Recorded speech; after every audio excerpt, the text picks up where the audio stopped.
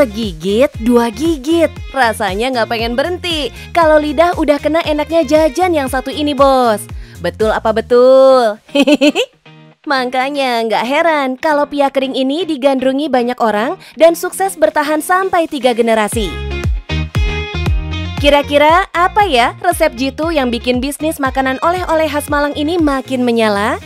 Yuk kita ketemu Michelle Ling, owner generasi ketiga pia legendaris ini. Halo bos, selamat datang di Kota Malang. Belum lengkap rasanya jalan-jalan kalau belum dapat oleh-oleh khas Malang. Nah, di sini kita ada yang spesial. Penasaran? Tetap di Cuan Bos.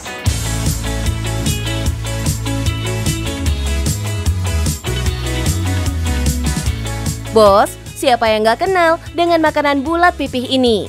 Selain di Yogyakarta, kita juga sering ketemu jajanan ini di toko oleh-oleh khas Malang loh.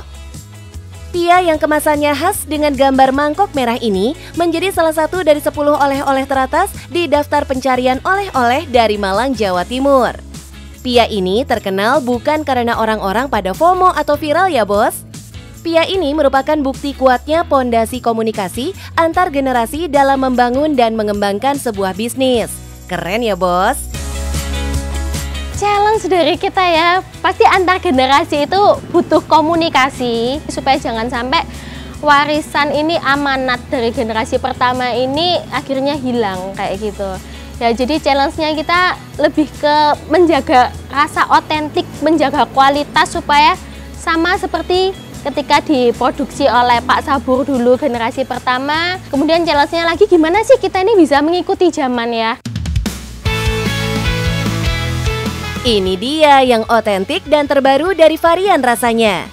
Varian pertama dengan isian kacang hijau dibuat di tahun 60-an oleh owner generasi pertamanya, yaitu Pak Zabur, yang merupakan kakek dari Michelle.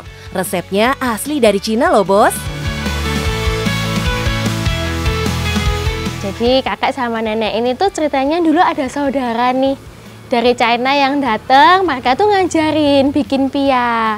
Nah dari situ kakek sama nenek ini cobalah berdua ya, mulai dari rumahan berdua bikin sehari tuh paling cuman 20 bungkus ya. Nah itu kakek kirimlah ke pasar. Kok lama-lama banyak yang minat gitu ya.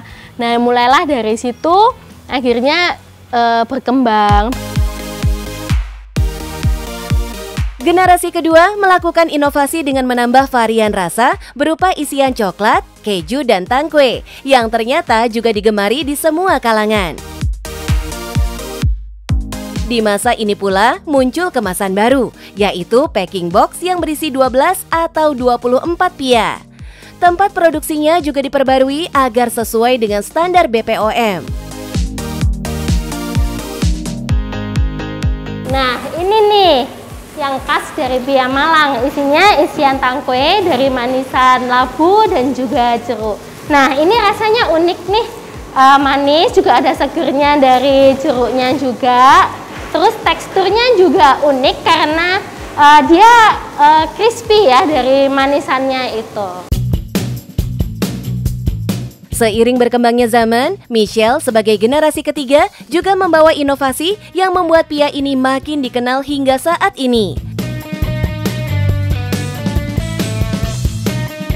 Doi menambahkan varian rasa kekinian agar produknya juga bisa diterima di kalangan Gen Z dan setelahnya. Ada rasa green tea, jeruk, dan masih banyak lagi. Selain itu, Michelle juga menggunakan single pack untuk menambah estetika kemasannya. Eits, jangan khawatir, meski kemasannya saat ini makin modern, kemasan lama masih ada kok. Yang pasti, Michelle tetap menjaga amanah dari tiap generasinya, termasuk soal higienitas. Ya memang dulu tuh Pak Sabur itu terkenal, meskipun bekerja cuma berdua ya dengan istri, itu semua dikerjakan sendiri, pilih bahan baku sendiri, ke pasar sendiri, semua diproses. Bahkan satu yang paling mengena itu ya Pak Sabur ini orangnya bersihan banget. Uniknya nih bos, Michelle nggak cuma menampilkan unsur modernitas di produknya. Doi juga membangkitkan kembali kenangan masa lalu yang dialami generasi pertama dan kedua. Dari sejarah awalnya kan orang-orang tuh beli matang dari oven udah langsung nih ya, orang-orang ambil kayak gitu. Dulu malah rebutan, saya maunya yang panas nih, yang baru keluar dari oven kayak gitu kan. Kita ingin mengembalikan experience itu lagi ke zaman sekarang, makanya kita bikin program pia anget nih. Jadi ketika customer beli, kita bisa langsung ambilkan di atas yang baru banget mateng nih dari oven. Bahkan dalam waktu dekat, rumah produksi pia yang saat ini juga menjadi toko oleh-oleh khas Malang akan doi sulap menjadi museum. Wow! Kita berencana tempat ini akan kita jadikan museum pia cap mangkok. Jadi yang di tempat ini yang heritage, kita akan ada display bagaimana prosesnya, sejarah awal pia cap mangkok, alat-alat yang dulu kita pakai nih yang pertama ya, sebelum kita pakai mesin-mesin yang semakin modern. Ya kita ingin memberikan experience itu ke customer juga sih. 60 tahun bukan waktu yang sebentar ya untuk menjalankan bisnis, dan gak ada kesuksesan yang instan dalam prosesnya. Namun secara bertahap, inovasi dan pengembangan yang dilakukan di tiap generasinya membawa dampak yang positif buat kemajuan bisnis kuliner ini, bos. Terbukti, sekarang kita bisa menjumpai pia khas Malang ini di beberapa tempat. Sekitar 10 tahun terakhir, mungkin dari 2 cabang kita bisa buka total 5-6 cabang sekarang. Pia cap mangkok, baik di kota Malang juga ada di kota Batu juga. Kita ada 2 tempat ya, itu kita satu hari bisa 10.000 pieces. 10.000 pieces itu berapa ya berarti ya, bentar-bentar ya, mungkin sekitar 2.000-3.000 kemasan lah ya. Itu kapasitas produksi di hari biasa ya bos. Kalau sudah masuk di akhir pekan atau masa liburan, kapasitasnya bisa bertambah hingga 2 kali lipatnya. Mantap! FYI nih bos, harga pia tergantung kemasan ya bos.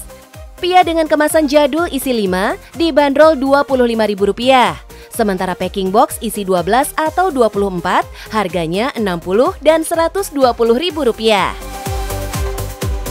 Di tulisan di logonya pia cap mangkok itu ada tulisan Mandarin, kalau tahu itu tulisannya Dian dan Xiang. Itu kalau orang Chinese bilang itu mengelambangkan manis dan harum gitu ya. Jadi ini adalah produk pia, ini produk yang rasanya enak, aromanya enak, ya yang terbaik lah kayak gitu. Ya, semoga bukan hanya kebahagiaan si penikmat aja ya bos yang berlipat ganda, bisnisnya pun juga.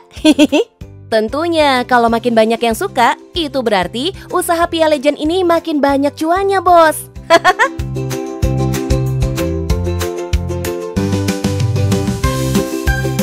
Nah, udah puas nih jalan-jalan lihat produksi dari Pia cap mangkok.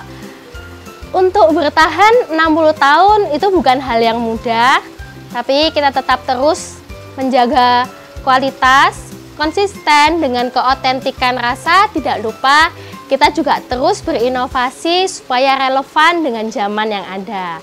Yang penting tetap cuan bos.